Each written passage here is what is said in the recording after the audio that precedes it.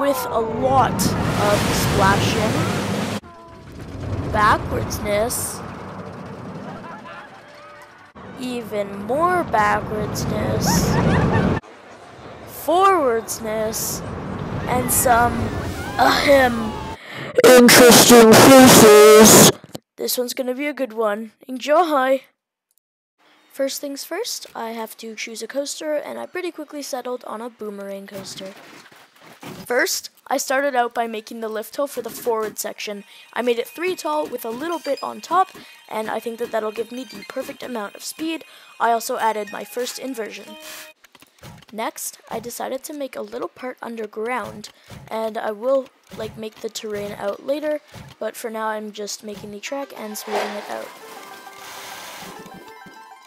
You will see in the next clip me doing the terrain. Okay, so now you can see me emptying out the terrain and smoothing it out and adding water and then painting along the sides, adding a little island, and then I literally struggle for 4 minutes of recording time trying to find a palm tree until I finally do. This is on time lapse.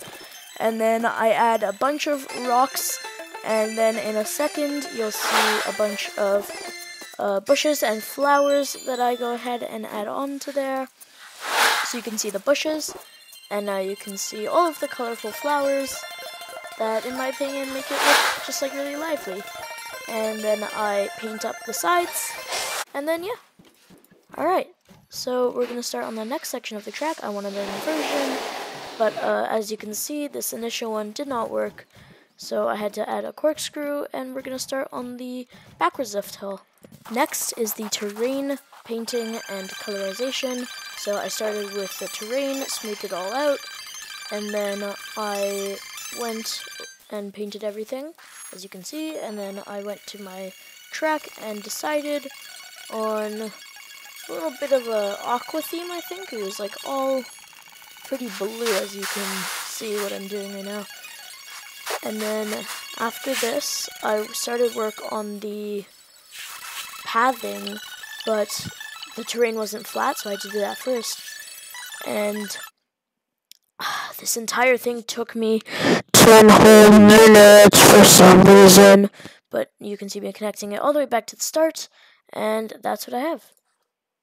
So next things next, I decided that I wanted to add some water effects for the part where you're above the water, so I first chose out which one I wanted, put them all beside the track, added them to the sequencer, and then lowered them deep into the ground so that it wasn't too high, and then tested it out with all of the actual track, and I think that it looks pretty good.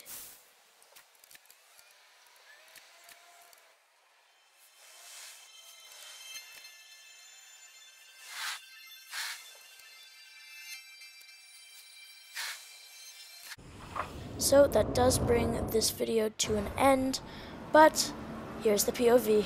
Enjoy!